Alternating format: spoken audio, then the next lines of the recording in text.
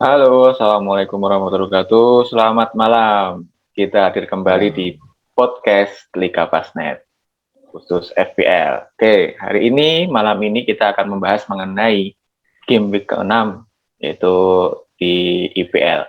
Nah, untuk saat ini kita kedatangan tamu agung nih. Ya, yang pertama, kita sambut Mas Edo. Halo Mas Halo, Edo. Assalamualaikum Mas Erwin, Mas Malam. Damas. Ya, gimana Arsenalnya Mas?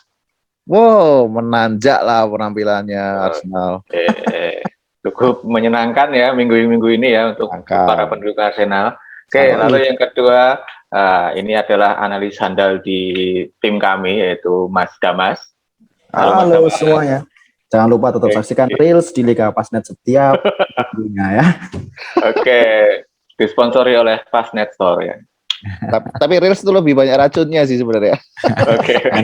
Jangan gitu. Reels itu tetap banyak manfaatnya. Jadi beberapa kali Reels kita sebenarnya hampir beberapa kali kalau dengan cermat Ya. Betul, banyak sekali poin-poin yang bisa didapat dari situ. Udah dikasih tahu jangan beli Kane, jangan beli Salah, dan dikasih tahu lengkap kap gitu.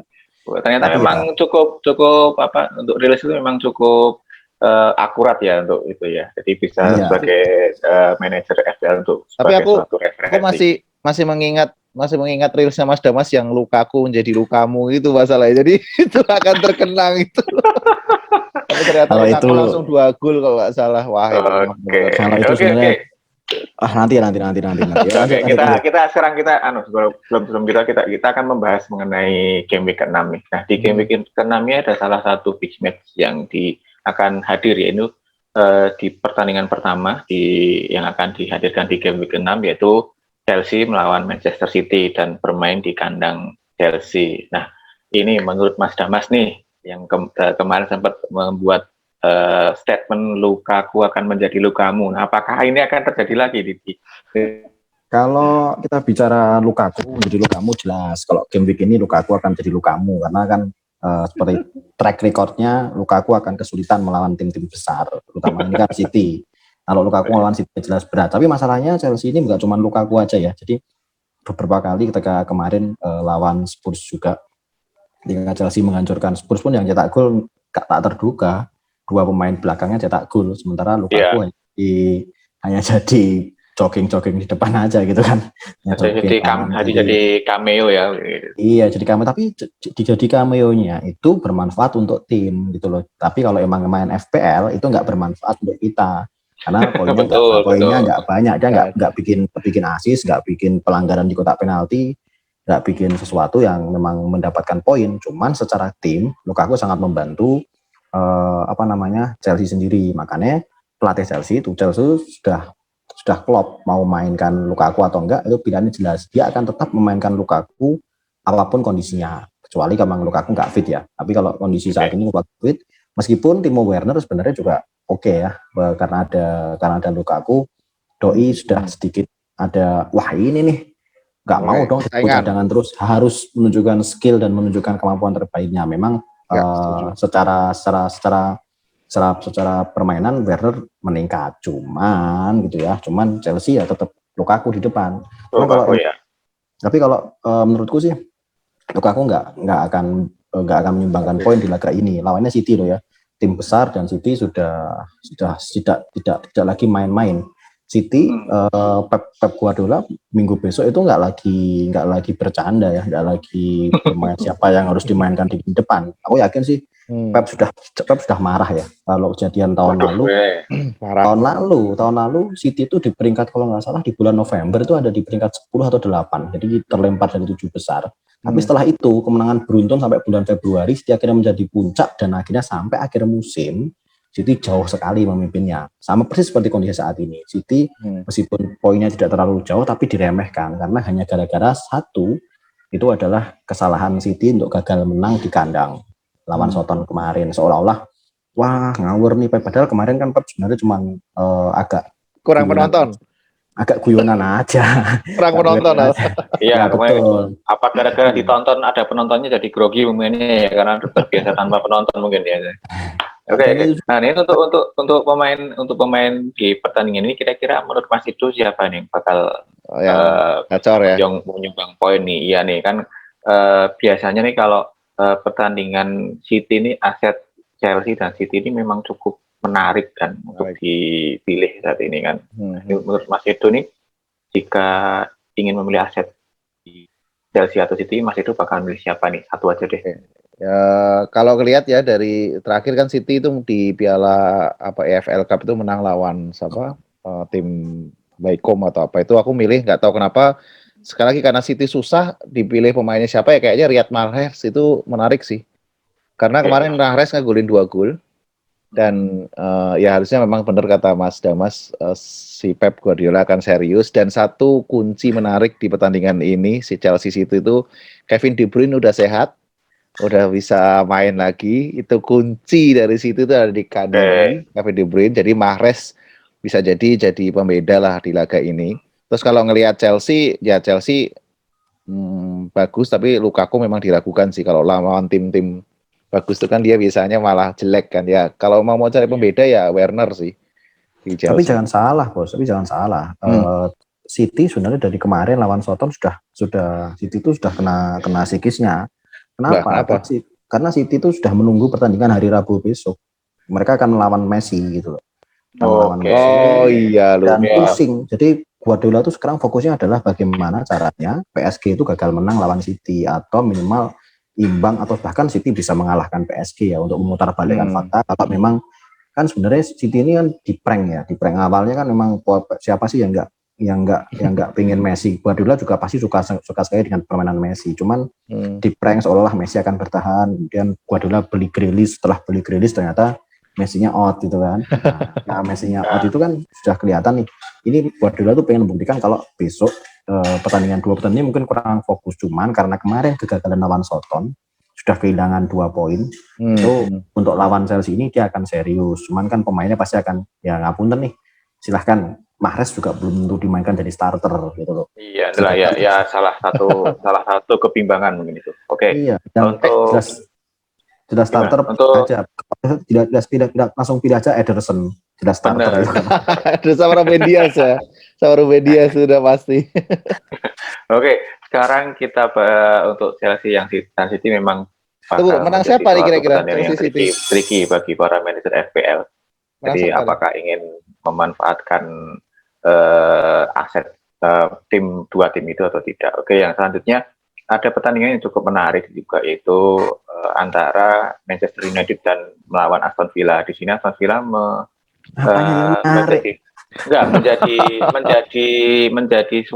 menjadi tamu di sini kan. Jadi MU main home lagi, Ronaldo mungkin kembali lagi ke stadion yang membesarkan namanya kan, di Old Trafford lagi. Nah, ini Ronaldo bakal berlipat-lipat lagi.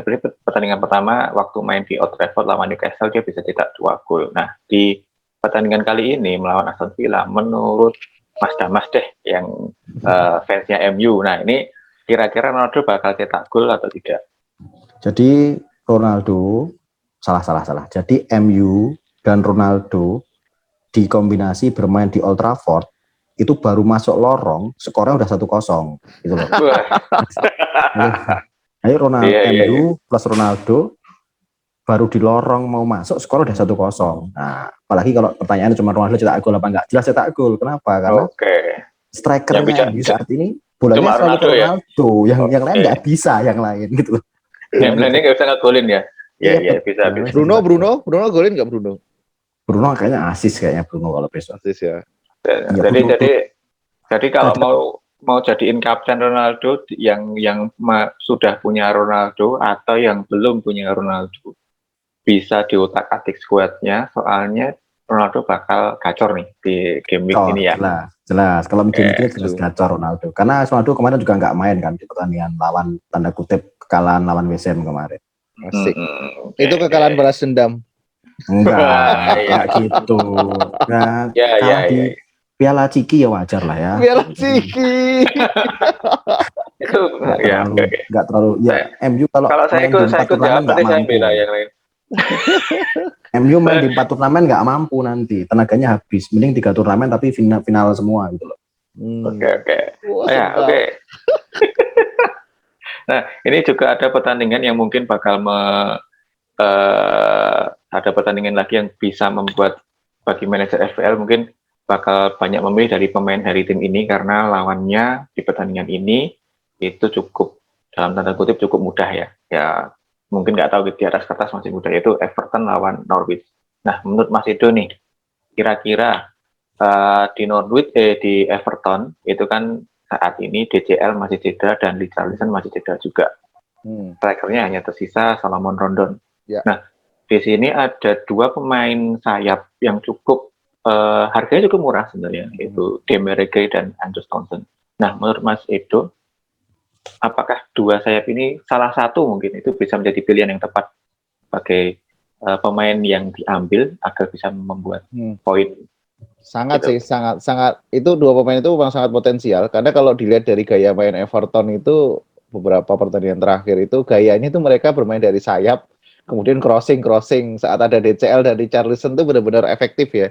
Jadi dari Townsend itu pokoknya PR-nya dia, tugasnya dia Benitez tuh ngasih tugas ke Gray sama Townsend tuh kalian sisir pinggir crossing gitu kan. Nah, di crossing biasa ada DCL. Nah, sebenarnya Rondon ini bukannya pemain yang jelek juga gitu. Dia udah pengalaman juga dulu kan. Ya, Padahal game week 5-nya kalah 3, padahal game week 5-nya kalah 3-0, game week 5. Ya, game week 5 kalah 3-0 sama Aston Villa. Oh iya, tapi kan kalau dilihat itu cuman serangannya juga lumayan lah, tapi cuma butuh adaptasi kan, Rondon juga masih baru kan. Jadi kalau diantara pilih keduanya dari Gray atau Townsend sih lebih bagus Demarai Gray karena Demarai Gray lebih sering berani menusuk masuk ke kotak penalti. Kalau si Townsend lebih sering tendangan jarak jauh, cuman dari sekian banyak percobaan jarak jauhnya ya memang kemarin sempat ada gol keren lah jarak jauh dari Townsend, tapi ya itu mungkin bisa dari 20 percobaan mungkin 1 gol lah. Jadi tapi ya. jangan lupa loh, Andrew Townsend tuh pengambil set piece-nya Everton loh. Oh iya, ya karena crossingnya dia bagus. Jadi Mas itu pilih mana ini? Pilih Demarai Gray. Demarai Gray ya. Karena memang dia lebih muda, lebih. Kalau aku jelas pilih PP kalau aku. Belum ngegolin ya PP ya. Itu nggak bakal ngegolin kayaknya. Tapi Gray kayaknya. Keceplosan saya. Oke. Oke, lalu pertandingan yang ini pertandingan yang menurut saya itu bakal ramai juga nih karena yaitu Leeds United melawan West Ham United. Nah, di sini kita tahu Leeds United merupakan tim yang cukup banyak kebobolan di musim ini melawan West Ham United yang sedang on fire dengan Michael Antonio dan juga sisi serangnya West Ham sendiri juga cukup bagus nih. Mungkin ada Bowen, ada Antonio sendiri, Fornal juga. Ben Rahma. Ya, jangan dilupakan Said Ben Rahma. Nah, menurut Mas Edo nih, nah ini yang kira-kira yang bagus nih siapa? Apa mungkin malah milih Bamford? Karena kan kita tahu juga Bamford ini masih belum ngegolin ya sampai pertandingan kali ini. Menurut Mas Edo, kira-kira yang gacor di pertandingan kali ini siapa nih? Feelingku Leeds bakal menang ya. Jadi Bielsa ini harusnya udah waktunya cukup lah, dia harus serius karena kalau main asal ngawur pertahanan juga berantakan juga gimana susah. Tapi PR-nya Bielsa tuh biar pertahanan bagus tapi bisa mencetak gol. Ya Bamford juga harusnya sudah mulai mencetak gol. Cuman kayaknya ada PR dengan Raphinha itu kayak cedera, yang terakhir kita lihat cedera dia. Cuma buka-buka masih bisa fit. Nggak tahu kenapa melihat ini mungkin eranya David Moyes udah mulai turun nih di 2 atau 3 laga ke depan karena kemarin habis kalah cukup menyakitkan dari MU, walaupun di EFL sempat menang tapi di Liga kayaknya West Ham bakalan kalah lagi gitu. Dari bagi beberapa manajer yang masih punya Antonio ya harap-harap cemas sih, belum tentu Antonio bisa gacor lagi, apalagi ya ekspektasi memang banyak tapi kayaknya Leeds sih yang bisa menang di laga ini. Jadi kalau Mas Damas gimana? Bamford itu cetak 1 gol ya pertandingan game week 3 lawan Burnley, cetak satu gol ya? Oh enggak ada, dia belum cetak. Udah cetak 1 gol ya? Cetak 1 gol. Oh, udah cetak gol. Apesnya. Tadi saya ditelepon langsung sama Bielsa nih tadi sore. Bamford ini saat ini sedang cedera ankle-nya baru bermasalah gitu ya. Kemungkinan dia baru akan dipijat, didatangkan fisioterapi yang hebat. Tapi kan kita nggak tahu nih kalau IPS ya. Nah, kalau ankle itu kan biasanya tim-tim lokal itu kan hampir 3-4 hari. Ini udah hari saat Kamis nih. Jumat, Sabtu, Minggu, Senin baru bisa main paling hari Selasa. Jadi Bamford belum tentu bisa diandalkan di pertandingan besok. Meskipun ya bisa jadi kalau ankle itu bisa jadi cuma 3 hari sembuh sih. Tapi kan kita nggak ngerti nih, terlalu beresiko membeli Bamford. Kalau aku sih pertandingan Leeds lawan West Ham jelas West Ham itu kecapean karena 2 pertandingan menguras energi mereka dan tanda kutip Moyes terlalu memaksakan anak buahnya untuk menuruti egonya. Moyes memaksakan egonya adalah dia dibuang dari MU dan dia tidak saat di MU pun dia tidak mendapatkan fasilitas. Artinya saat Moyes di MU itu nggak punya pemain sekelas Ole saat ini. Beda cerita kalau saat ini Moyes jadi pelatih MU dengan skuad yang saat ini mungkin jauh lebih keren daripada Ole gitu loh ya. Nah, terus kan kemarin ingin membuktikan seperti itu. Akhirnya 2 pertandingan habis-habisan tuh. Bahkan kita lihat sendiri pertandingan di leg 1 di pertandingan sebelumnya yang di Liga aja di Liga Inggris West Ham hampir hanya keberuntungan aja kan De Gea dari 7 tahun De Gea nggak pernah bisa nepis penalti giliran kayak gitu bisa nepis penalti ya nggak masuk akal sih ya. Iya. Bener-bener keajaiban aja. Dan itu harusnya imbang ya itu ya. Harusnya imbang ya. Itu seluruh fans MU waktu menit 93 itu semuanya diam, nggak ada yang komentar. Karena sudah pasti gol, karena kipernya juga cuma De Gea ya. Tapi ternyata ada keajaiban ya. Betul, nggak pernah nyelamatin penalti gitu. Itu Nobel masuk cuma buat nendang penalti ya bikin biang kerok malah. Bukan gitu bos, sebenarnya si Moyes itu sebenarnya agak sakit hati dengan pemain MU. Kemarin Moyes sebenarnya pengen nampar Sancho gitu loh, seolah ngomong sama Sancho, Sancho, kalau kamu semua pengen masuk disuruh nendang penalti, ini tak kasih tahu contoh yang bener gitu kan, maksudnya Moyes gitu. Ini loh pemain contoh yang bener, ternyata malah sama nasibnya. Sama aja, Nobel sama aja. Masih kurang panas kakinya tuh memang. Oke, jadi untuk menurut Mas itu nih Leeds bakal menang, cuman untuk menurut Mas Tama kayak ya mungkin menang tapi Bamford nggak bisa ngegolin ya untuk di pertandingan kali ini ya. Tidak saya rekomendasikan untuk beli Bamford. Oke, siap. Nah, ini ada salah satu pertandingan lagi yang mungkin akan dipilih kaptennya menjadi kapten mainstream di game week ini, yaitu pertandingan antara Brentford melawan Liverpool. Nah, di sini kita tahu bahwa Mohamed Salah ini kan dia cenderung gacor waktu dia main away ya. Kita beberapa kali dia main away lebih sering ngegolin daripada main home. Kalau main home kan kita tahu Sadio Mane yang sering ngegolin. Nah, di sini apakah di game week 6 ini apakah Salah ini akan tetap gacor atau mungkin ada pemain lain dari Liverpool ya, karena kan kemungkinan kemenangan Liverpool di pertandingan kali ini cukup besar juga. Nah, gimana Mas Damas? Ya, kalau kita bicara kemenangan Liverpool jelas besar sekali persentasenya, karena emang Liverpool saat ini benar-benar tim yang kuat sekali, karena sebenarnya kekuatan Liverpool kan 70%-nya ada di center back-nya, yang lain cuma 30%. Ketika center back-nya error, 2 pemain itu error semua, atau 1 pemain error, siapapun yang dimainkan dikombinasikan di center back akan mempengaruhi satu tim. Itu kan kelemahan Liverpool musim lalu kan kayak gitu. Nah, musim ini Van Dijk mau duet dengan siapapun oke, gitu ya. Di kanannya ada TAA, di kanannya ada Milner, di kirinya ada Robertson atau Tsimikas, semuanya oke, nggak masalah sama siapa aja. Tetap kokoh terpercaya. Nah, yang penting Van Dijk yang main ya. Nah, yang penting VVD yang main. Akhirnya lini depan semakin percaya diri. Nah, Mohamed Salah emang jadi jaminan, harganya cukup mahal gitu. Bonus poin sistemnya BPS juga hampir dipastikan pasti dapat 1 atau 2 pasti dapat. Cetak gol juga bisa dipastikan cetak gol, tapi kalau harga 12,5 mungkin ya kalau punya dua-duanya sih nggak masalah. Kalau punya Ronaldo, punya Salah atau punya pemain mah lain nggak apa-apa. Cuman kalau punya Ronaldo aja ada opsi kita beli pemain Liverpool yang harganya murah tapi peluang cetak golnya besar. Contohnya Jota kemarin sebenarnya waktu Jota tuh ini idola saya nih Jota. Iya, mantap nih. Jota itu kemarin sebenarnya cuma apes aja. Dia sudah di depan gawang kosong ya. Bola. Kalau itu Mr. Tap in yang di depan gawang pasti gol gitu ya. Ternyata orang-orang yang selalu ngatakin apaan sih gol cuma tap in aja bangga. Ternyata Jota itu nggak bisa gitu ya. Nah, makanya mungkin setelah seminggu ini Jota udah dikasih tips and triknya dari Klopp langsung ya. Tap in caranya gini loh ya, bola yang penting masuk gawang dulu, nggak usah aneh-aneh, wong kiper udah jatuh ya. Kalau aku sih merekomendasikan daripada beli Salah dengan harga mahal, beli Jota, uangnya buat beli tim buat beli Yang pemain di tim lainnya. Kenapa? Karena Brentford ini juga tanda kutip loh ya, sudah ditebak loh ya, pertahanannya Ya. luar biasa loh. Arsenal aja yang tim jagoan aja kalah loh di kandangnya Brentford 2-0. Itu bisa jadi nanti kacau tuh. Dan jangan Liverpool akan mengikuti jejak. Tapi kalau Liverpool kayaknya nggak kalah sih. Kalau apes-apesnya Liverpool skornya 0-0. Kalau menurutku ya. Oke. Tapi Liverpool peluang menangnya besar sekali. Cuman nggak akan banyak gol. Kipernya Brentford keren banget loh. Raya itu. Top. Ya. Betul. Nah ini yang ada satu yang saya mau tanya ke Mas Edo nih. Nah, ada yang bakal bikin bimbang nih dari para manajer. Mau milih Robertson atau mau milih Tsimikas? Untuk laga ini kayaknya Tsimikas sih. Tsimikas karena pertama kan ini di Champion kan nanti Liverpool lawan hari apa ya? Hari Rabu atau hari Kamis ya?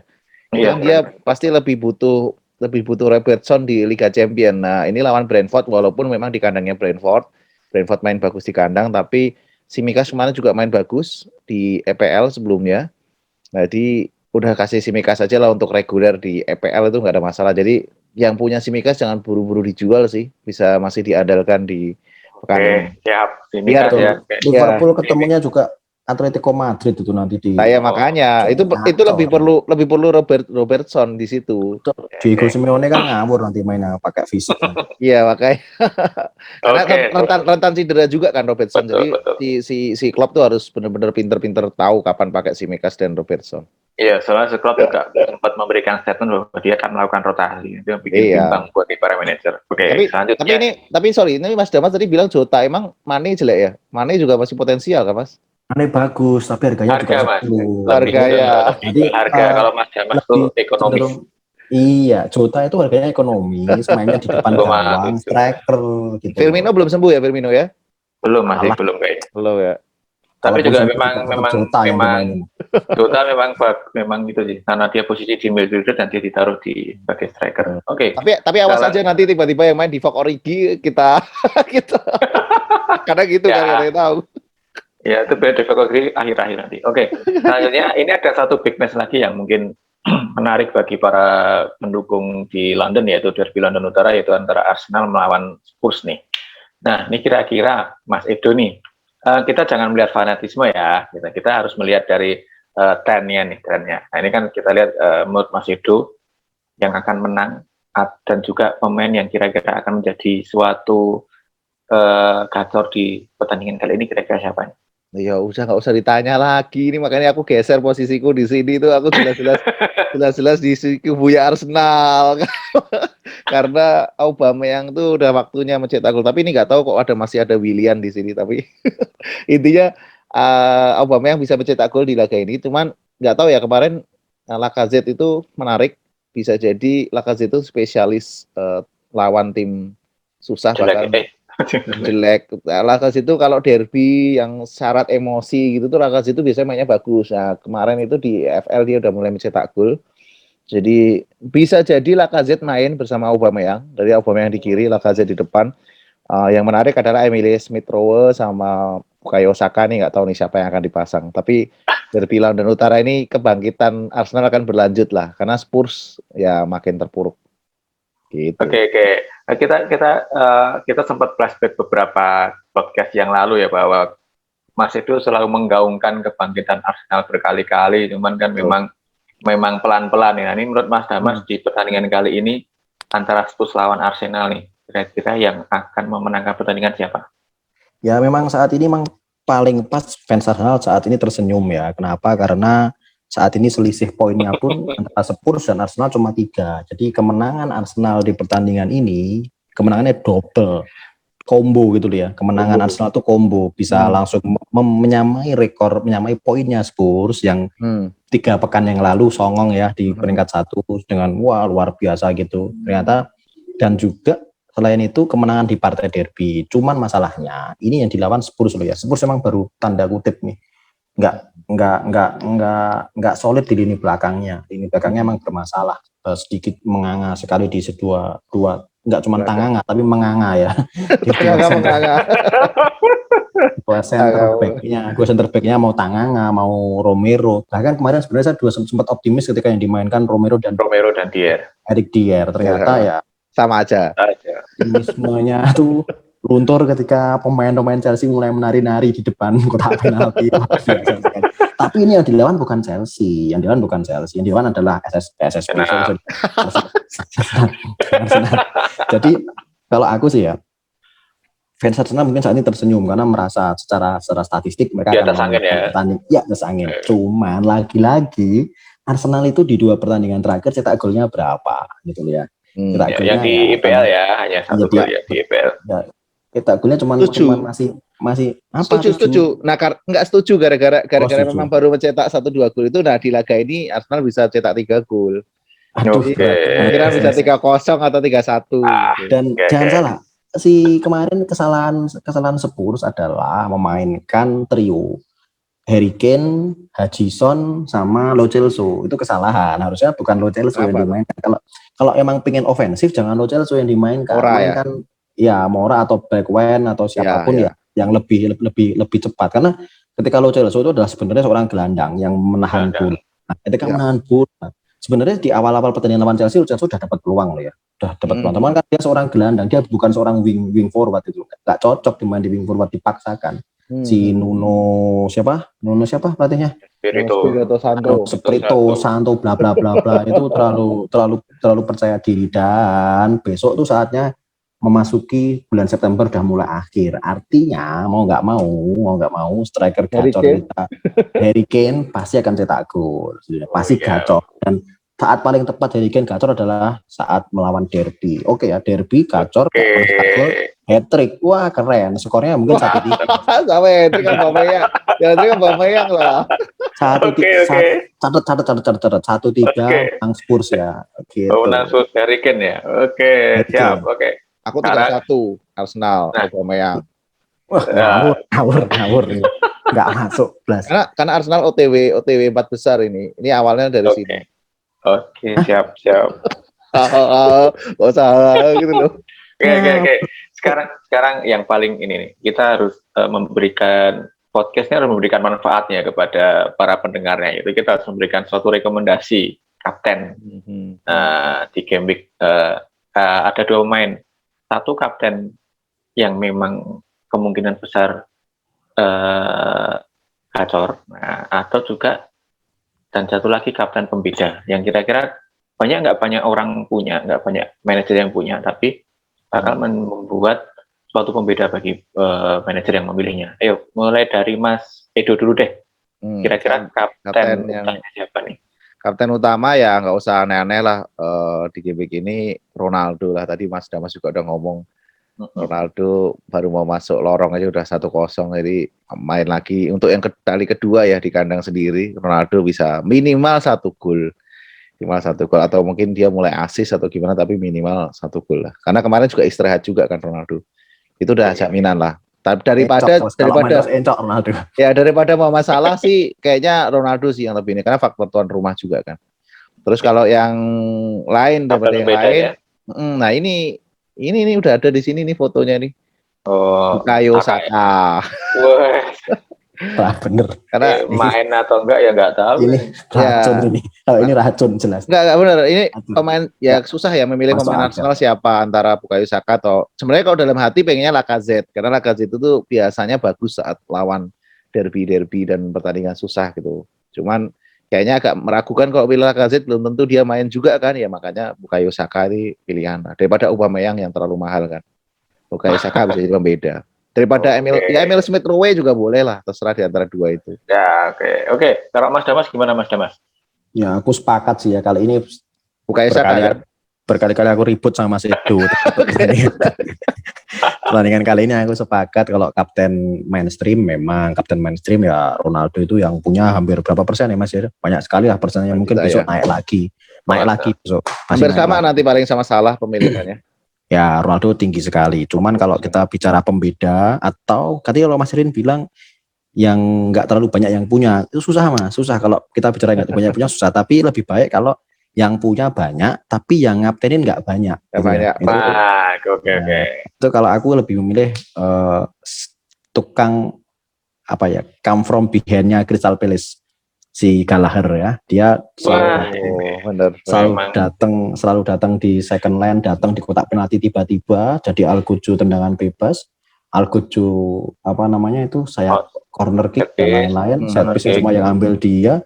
Dan Crystal Palace juga tanda kutip nih mainnya agak gacor, nggak jelas. Artinya itu aja dia mainnya rudukan dulu, maju mundur. Iya. Benar-benar Gallagher benar-benar cocok sekali dengan tipe-tipe permainan yang agak Kayak gitu ya. nggak rapi gitu ya. Tapi aku sukanya Gallagher itu selalu ada di kotak penalti. Saat tim menyerang dia selalu come from behind, masuk ke dalam kotak, bahkan masuk ke dalam kotak kecil ya. Nggak cuma tak besar. Jadi dia peluang cetak golnya Zaha saat ini menurun karena ada pemain yang bisa mencetak gol selain Zaha. Kalau dulu kan identik ya, kalau Crystal Palace ya Zaha, kalau sekarang enggak. Tapi Crystal Palace lawannya tim 4 besar loh. Brighton, Albion. Ya, itu Brighton peringkat 4 besar loh. Beda itu cuman Brighton karena jadwalnya aja yang menguntungkan di awal. Nanti kok Brighton di pertengahan kan juga udah turun gitu loh. Faktor jadwal itu. Oke. Ya, oke. Cukup untuk kali ini podcast ini. Terima kasih sekali atas ulasan yang cukup. Semoga bisa membuat manajer ya. Ganti dulu backgroundnya, ganti dulu. Apa ini biar mengingatkan kalau katanya Bukayo Saka gitu. Oke. Nah, tadi mungkin terima kasih untuk telah memberikan analisis yang cukup menenangkan ya beberapa kali untuk game week 6. Semoga bisa membantu buat para manajer FPL terutama yang ikut Liga Fastnet untuk memilih pemainnya dan tidak menjadi lebih bimbang lagi, lebih yakin untuk lebih bimbang gitu kan. Ada rekomendasi Saka sama Aubameyang nggak jelas bimbang. Nah ini kan keluar kalau udah ada di sini kan Aubameyang sama Saka kalian. Oke. Tapi kalau Arsenal beli Tierney loh, keren Tierney itu keren. Tierney keren. Tommy Asu. Terima kasih Mas Damas, terima kasih Mas itu, sehat selalu. Semuanya, dadah. Poin kita bagus dan salam anti panah merah. Dadah. Jangan lupa saksikan Reels ya, jangan lupa Reels. Ya, bye-bye. Takehiro Tomiyasu.